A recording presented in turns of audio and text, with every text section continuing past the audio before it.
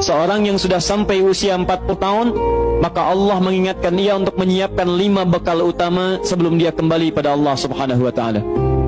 Hati-hati yang sudah sampai 40 tahun, jika Anda belum memiliki satu di antara 5 ini, Anda mesti khawatir. Karena ini peringatan dari Al-Quran. Baik, 1. Qala Rabbi awzi'ni an ashkura ni'mataka allati an'amta 'alayya wa 'ala walidayya. Amanat pertama, kata Allah, dia mesti memperbanyak doa kepada Allah Subhanahu wa taala agar dibimbing. Banyak doa agar dibimbing mensyukuri nikmat hidup, plus bisa meningkatkan bakti pada orang tua. 1. Rabbi auzi'ni an ashkura ni'mataka allati an'amta 'alayya wa 'ala walidayya. Perhatikan baik-baik. Ya Allah, mohon bimbing saya untuk selalu bisa mensyukuri segala nikmat yang telah Engkau berikan pada saya sekarang, 1, dan pada kedua orang tua saya.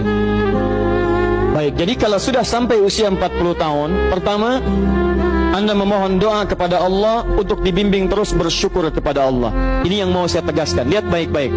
Apa itu syukur? Tidak ada makna lain dari syukur yang tertuang dalam Al-Quran dan hadis kecuali ungkapan kebahagiaan atas nikmat yang Allah berikan kepada kita dengan cara menggunakan nikmat itu sesuai dengan fungsi yang telah Allah tetapkan. Misal, kita akan bersyukur dengan nikmat penglihatan mata. Anda diberikan 40 tahun dalam hidup, mata masih bisa melihat. Bagaimana mensyukuri nikmat mata?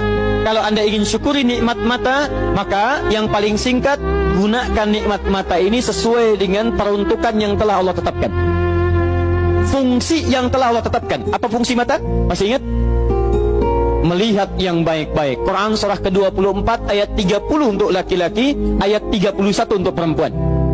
Qul lil mu'minina yaghuddu min absarihim. Katakan pada pria-pria yang merasa punya iman. Dengan iman itu dia yakin dengan akhirat. Wabil akhirati hum yuqinun. Karena yakin dengan akhirat dia sadar akan pulang dan dia tahu nikmat matanya akan ditanya oleh Allah Subhanahu wa taala.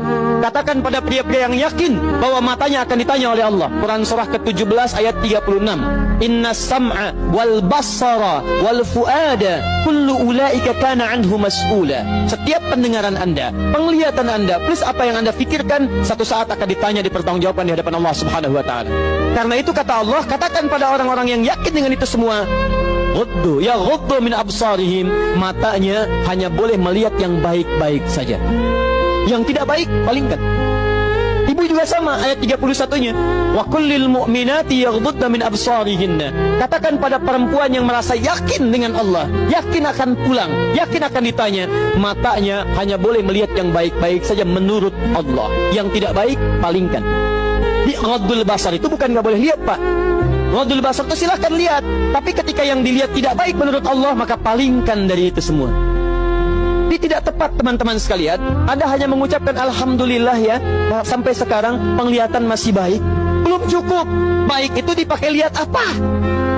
Penglihatannya baik, tapi masalahnya yang dilihat baik tidak. Itu poinnya. Maaf, ada anak usia 4 tahun, Bu, Pak, tidak bisa melihat. Dalam tidak bisa melihatnya, dia masih mau menghafal Al-Quran. Namanya Mu'af. Tinggalnya di Asyut, adanya di Kaira, negaranya Mesir. Matanya nggak bisa lihat, tapi dia sampaikan pada bapaknya, Pak, saya ingin menghafal Quran. Saya ingin menghafal Quran. Kata bapaknya, kamu yakin? Saya yakin.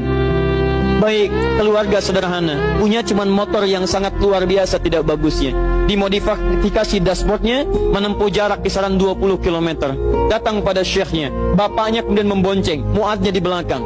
Teman-teman sekalian, setiap berangkat datang pada syekh, dapat hafalan baru, bapaknya tulis ayatnya, disimpan di dashboardnya.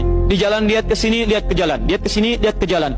Mu'adz bacakan ayatnya, bapaknya mendengarnya.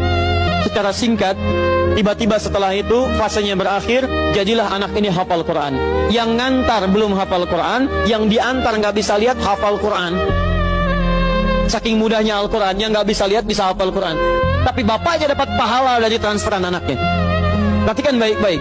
Begitu dibacakan Qurannya, bagus makhrajnya, viral kisahnya. Begitu viral di Timur Tengah, datang reporter mau wawancara. Pertanyaan pertama, kalau Adinda diperkenankan oleh Allah untuk bermohon saat ini, apa yang mau dimohonkan kepada Allah? Reporter ini mengira dia akan meminta doa seperti ibunda Imam Al-Bukhari bermohon kepada Allah supaya Al-Bukhari disembuhkan dari butanya. Bu, Pak, Imam Al-Bukhari itu dulu buta.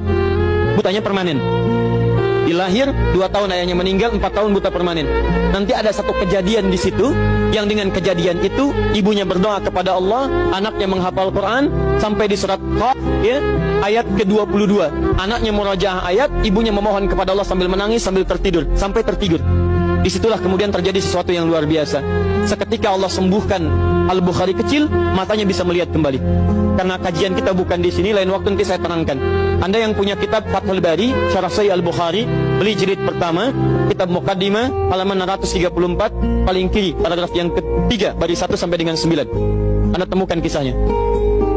Nah, reporter ini mengira ini Mu'adz akan minta kepada Allah seperti Al-Bukhari kecil memohon kepada Allah, matanya bisa melihat lagi.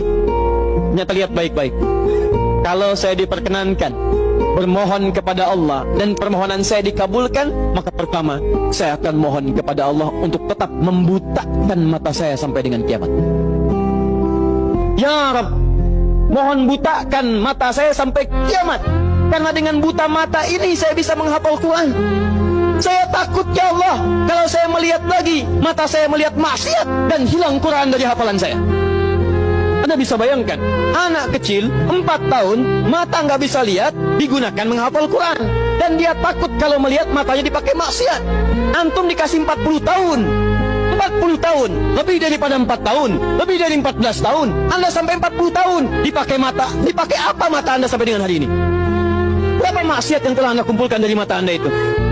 Mungkin wajar, jangankan hafal, baca masih sulit, lihat mushaf masih enggan, membaca masih susah. Kalau Anda sulit berhadapan dengan Al-Quran dalam pandangan Anda, tanyakan pada diri Anda, dipakai maksiat apa mata ini selama ini?